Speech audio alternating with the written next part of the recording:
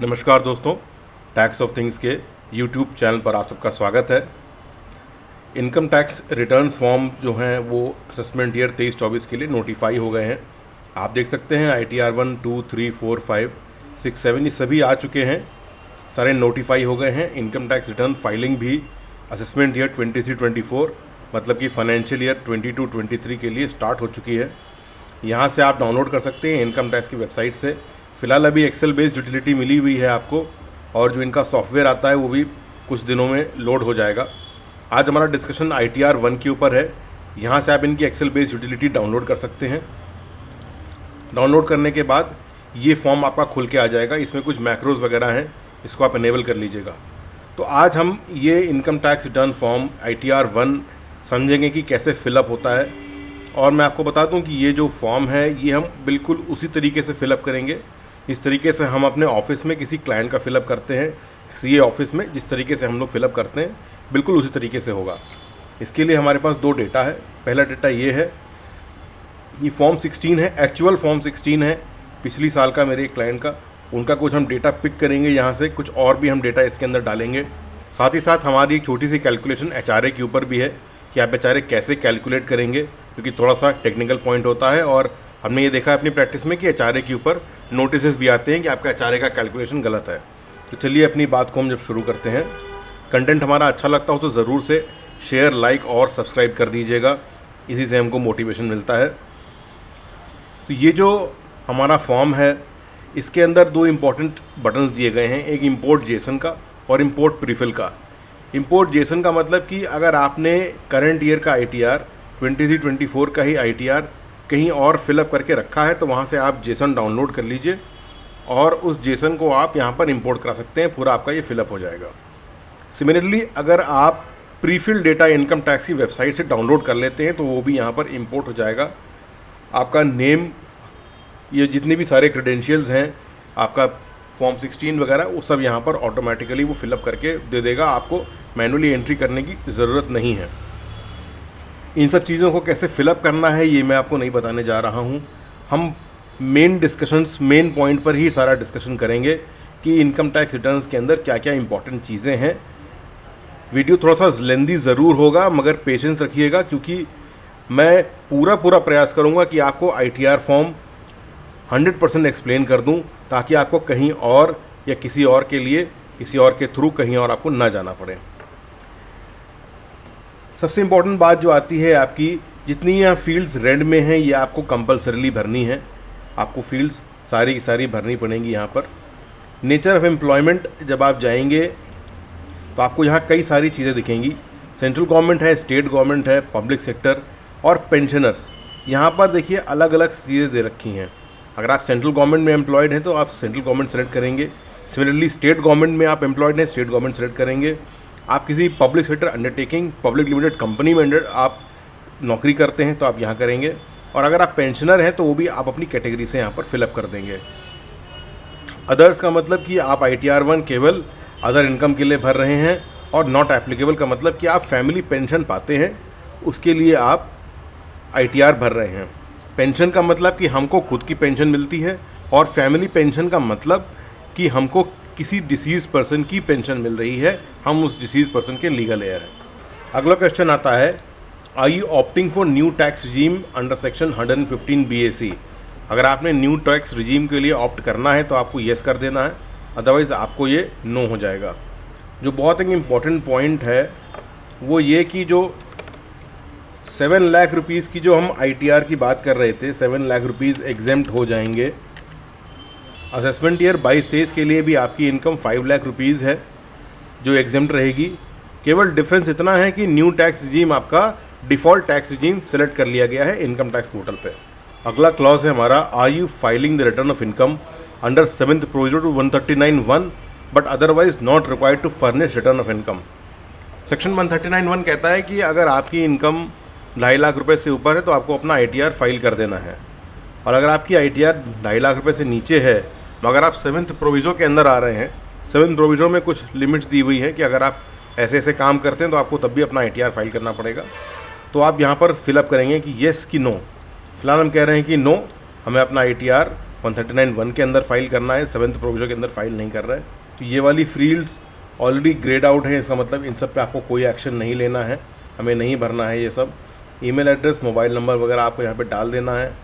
Filed under section, ये important point है, filed under section 139(1) आपको ये सेलेक्ट कर लेना है यहाँ पर। जैसे ही आप 139(1) करेंगे सेलेक्ट, आपका ये चारों ऑप्शंस ग्रे आउट हो जाएंगे। अब ये आपका मेन फॉर्म शुरू हो गया है। अब तक आपने अपनी इन्फॉर्मेशन भरी थी, यहाँ पर आपका ये मेन फॉर्म शुरू हो गया। Salary as per section 17(1), as per section 17(1) के अंदर आपको सैलरी का अमाउंट यहाँ पर डाल देना है। कौन सा अमाउंट होने वाला है ये सैलरी का, मैं आपको बताता हूँ। सैलरी का फिगर आपको यहाँ से लेना है, ये आपका फॉर्म 16 है। आप यहाँ पर देख सकते हैं salary as per provisions contained in section 17(1), ये आपका सैलरी का फिगर है। जितने भी और परक्विजिट्स और अलाउंसेस होंगे वो आपको यहाँ पर भी मेंशन्ड होंगे। हो सकता है कि वो ग्रॉस सैलरी के अंदर ही इंक्लूडेड हों। आपको अपना सैलरी का चार्ट देखना पड़ेगा। आप अपने डिपार्टमेंट से, HRA डिपार्टमेंट से सैलरी का चार्ट भी मांग सकते हैं, वहाँ पर आपका बहुत डिटेल में डिस्क्लोजर रहता है हर चीज़ का। कुछ आपको अलाउंसेस जो हैं वो सेक्शन 10 के अंदर एग्जेम्प्ट रहते हैं।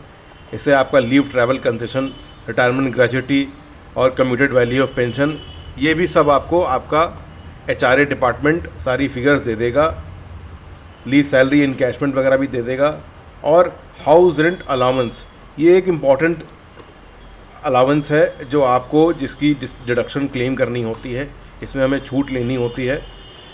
LTA, रिटायरमेंट ग्रेच्युटी, पेंशन वगैरह ये सब आपको मेंशन होकर के मिलेगा, मगर HRA की कैलकुलेशन हमको स्पेसिफिकली करनी पड़ती है। हमने यहाँ पर ये चार्ट बना रखा है HRA के लिए। HRA में जो यहाँ पर 3 पॉइंट्स दिए गए हैं, उसके अंदर जो सबसे कम अमाउंट होगा वो एग्जेम्प्ट माना जाएगा।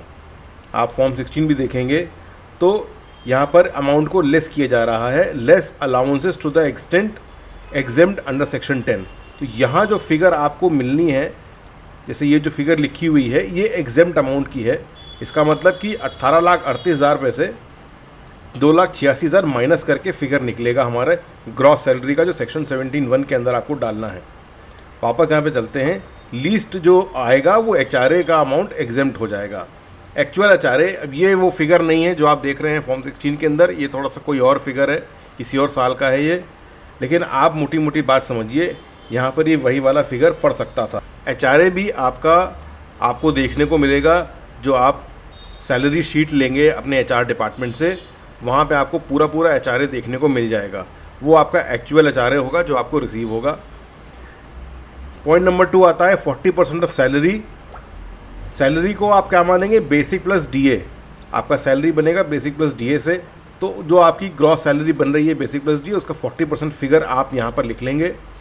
पॉइंट नंबर 3 आता है excess of rent paid over 10% of salary. तब आपने जो भी रेंट पे किया हुआ है उसमें से जब आप 10% सैलरी का फिगर निकाल देंगे, सैलरी यहाँ पर फिर भी बेसिक प्लस DA का ही फिगर आपको लेना है। तो जब आप रेंट पेड में से 10% ऑफ सैलरी निकालेंगे तो एक फ़िगर आपको मिल जाएगा। अब ये तीनों फिगर आपको जब मिल गए हैं, इसमें से जो लीस्ट अमाउंट होगा वो आपका एग्जेम्प्ट होगा। तो हम अपना मेन फॉर्म फिलअप करते हैं ITR 1 का। Gross salary, salary as per section 17(1), इसका फिगर आपको यहाँ से पिक कर लेना है अपने फॉर्म 16 के पार्ट B से। आपका ये फिगर लिखा हुआ है, ये आपने लिख लिया। वैल्यू ऑफ परक्विजिट्स भी आपको फॉर्म 16 में मिल जाएगा। प्रॉफिट इन लिeu ऑफ सैलरी आपको फॉर्म 16 में मिल जाएगा। अगर आपने US में, UK में, नेदरलैंड आइलैंड में या कनाडा में कोई रिटायरमेंट बेनिफिट अकाउंट मेंटेन कर रखा है, उसमें से जो भी इनकम आ रही है वो यहाँ पर आपको मेंशन कर देनी है। ये नया क्लॉज डाला गया है आपकी बार ITR के अंदर। किसी और कंट्री में, इन कंट्रीज़ के अलावा अगर आपने कर रखा है जिसमें 89 का रिलीफ आप क्लेम करेंगे, वो भी आपको इनकम यहाँ पर डाल देनी है। इसका नीचे रिलीफ अभी कैलकुलेट करेंगे हम लोग। यहाँ पर आपको डालना है allowances to the extent exempt under section 10। जैसा कि आप फॉर्म 16 में देख रहे हैं, यहाँ पर भी आपको दे रखा है और HRA का कैलकुलेशन है इसके अंदर। आप ड्रॉप डाउन मेन्यू से सेलेक्ट करेंगे, कई सारी चीज़ें यहाँ पर दे रखी हैं ड्रॉप डाउन मेन्यू के अंदर। आप यहाँ से सेलेक्ट कर लीजिए आपका कौन कौन सी चीज़ें हैं यहाँ पर। और सिमिलरली यहाँ पर आप अपना फिगर डाल दीजिएगा। फील्ड्स अगर ज़्यादा है तो ऐड रोज कर लीजिए, और आपका फिगर यहाँ पर आ जाएगा। स्टैंडर्ड डिडक्शन सैलरी होल्डर्स को अलाउ होता है 50,000 रुपीज़ का, और ये आपकी फाइनल फिगर आ गई income chargeable under the head salaries की। हम एक हाउस प्रॉपर्टी भी आपको यहाँ पर फिलअप करके दिखाते हैं कि इसमें कैसे आपको करना है। मैं आपको बता दूं कि अगर इसके अंदर आपको लॉस का फिगर डालना है, लॉस का मतलब कि हाउस प्रॉपर्टी में जो इंटरेस्ट आप पे करते हैं लोन के ऊपर, और अगर केवल लोन का फिगर है, आपने लेट आउट कर रखा है, लोन का फिगर आता है केवल 2 लाख रुपए का, या कोई भी इंटरेस्ट फिगर आता है, तो आपको ITR 2 सेलेक्ट करना होगा। ITR 1 में वो फिगर नहीं जाएगा, यहाँ पे केवल इनकम फॉर्म जाती है। मान लीजिए आपने 1,20,000 एक मकान का ये रेंट है, tax payable to local authorities आपकी 5,000 रुपीज़ है, तो आपकी एनुअल वैल्यू आई 1,15,000। इसमें से 30% जो एनुअल वैल्यू है वो डिडक्ट कर दी जाती है। Interest payable on borrowed capital यहाँ पर लिखा ज़रूर है, मगर ओनली टू द एक्सटेंट ये 80,500 रुपीज़ जो भी आपका इनकम है उसी के अंदर में ही सेट ऑफ हो जाना चाहिए। वैसे उससे ऊपर जाएगा तो आपको ITR 2 फिलअप करना पड़ेगा। आपका सैलरी का जो भी पोर्शन है वो ITR 2 के अंदर भी बिल्कुल सेम ही रहने वाला है, फिगर चेंज नहीं होगा, फॉर्म्स का कोई भी क्रेडेंशियल चेंज नहीं होगा। अदर सोर्सेज की भी इनकम आप यहाँ पर डाल सकते हैं। ड्रॉप डाउन मेन्यू के अंदर बहुत सारी चीज़ें हैं, चीज़ें क्या क्या हैं आपको मैं दिखा देता हूँ। इसे interest on savings bank account है, डिपॉजिट इंटरेस्ट है, interest on income tax refund है, या फैमिली पेंशन है, या आपकी PPF वगैरह वाली चीज़ें हैं, तो यहाँ पर डाल सकते हैं आप। एनी अदर भी आप यहाँ पर सेलेक्ट कर सकते हैं, हमने सेलेक्ट कर रखा है। आप देख सकते हैं कि कंसल्टेंसी हमने यहाँ पर लिखा हुआ था, कंसल्टेंसी में हमने डाल रखा है इनकम 50,000 रुपये का। सेविंग्स बैंक की हमने इंटरेस्ट डाल रखी है 25,000 रुपये की। अगर आपकी फील्ड्स कम पड़ती हैं तो ऐड रोज आप कर सकते हैं। यहाँ पर income from retirement benefit account maintained in a country other than a country notified in section 89 है, वो ऊपर हमने जो फिगर भरा था यहाँ पर दोबारा से डाल देना है उसको, और यहाँ पर भी फिगर डाल देना है जो हमें USA, UK और कनाडा वगैरह में मिलती है। यहाँ तीनों में आपको फिलअप कर देनी है। उसी का ब्रेकअप आपको दे देना है यहाँ पर कि क्वार्टरली ब्रेकअप देना है कि किस तरीके से हमको वो इनकम मिल रही है। सिमिलरली डिविडेंड का भी आपको क्वार्टरली ब्रेकअप यहाँ पर दे देना है। और जो सेक्शन 89A का जो रिलीफ हमने कैलकुलेट किया था, वो जो हमें फॉरेन इनकम हो रही थी रिटायरमेंट बेनिफिट वाली, उसका 89A का रिलीफ यहाँ पर आपको फिलअप कर देना है। ये फिगर लेस होकर के आ जाएगा। अगर आप चाहते हैं कि 89A का जो रिलीफ है उसकी कैलकुलेशन हम आपको शो करें तो ज़रूर से अपने कमेंट बॉक्स में लिखिएगा, उस पर हम सेपरेट वीडियो बना के दे देंगे। इसके बाद आपका आता है deductions and taxable total income. यहाँ पर ये सारी आपकी डिडक्शंस लिखी हुई हैं, सारे सेक्शंस लिखे हुए हैं, आप डिडक्शन क्लेम कर सकते हैं। 80C, 80CCC, 80CCD 1 सारे सेक्शंस दिए हुए हैं यहाँ पर। 80D का अलग ही टैब है, वहाँ पर भी बात करेंगे अभी हम। तो जो भी आपकी डिडक्शन है यहाँ पर आप क्लेम कर सकते हैं। मान लीजिए हमने 1.5 लाख रुपये 80C में क्लेम कर लिया, और 80CCD 1 भी, ये जो NPS होता है सेंट्रल गवर्नमेंट का, वो भी हमने यहाँ पर क्लेम कर रखा है। कई सारी चीज़ें यहाँ पर हैं, आपको जो एप्लीकेबल हो आपके ऊपर उसको आप क्लेम कर सकते हैं। फाइनल देख लीजिए, डिडक्शन कटने के बाद टोटल इनकम हमारी आ गई ये वाली। Exempt income from reporting purpose, यहाँ पर भी आपको एग्जेम्प्ट इनकम भी रिपोर्ट करनी होती है, जैसे आप यहाँ पर एग्जेम्प्ट इनकम अपनी रिपोर्ट कर सकते हैं। ड्रॉप डाउन मेनू से सेलेक्ट करेंगे, कई सारी चीज़ें हैं। Agriculture income less than 5,000 rupees, central government state government आपको कोई एग्जेम्प्ट इनकम मिल रही है, इंश्योरेंस पॉलिसी से, PPF से, ये सारी चीज़ें यहाँ पर आप मेंशन कर सकते हैं। और लास्ट में एनी अदर भी है, आपको कोई अदर इनकम जो भी यहाँ पर मेंशन आप कर सकते हैं। हमने यहाँ पर दिखा रखा है गिफ्ट फ्रॉम फैमिली मेम्बर्स, तो ये भी आपने शो कर दिया यहाँ पर। अभी फिगर आपको सब जीरो इसलिए दिख रहा है क्योंकि यहाँ पर ऊपर जो एक बटन दिया गया होता है कैलकुलेट टैक्स का, इसको आपको जब प्रेस करेंगे तो जहाँ भी वैलिडेशन पॉइंट में एरर आ रहा होगा उसको आपसे करेक्ट करा करके तब ये फिगर आपको मिल जाएगा। दोबारा से आपको कैलकुलेट टैक्स करना पड़ेगा एरर ठीक करने के बाद। अगली शीट जो आपकी आती है वो है TDS की। TDS वाला शीट फिलअप करना है।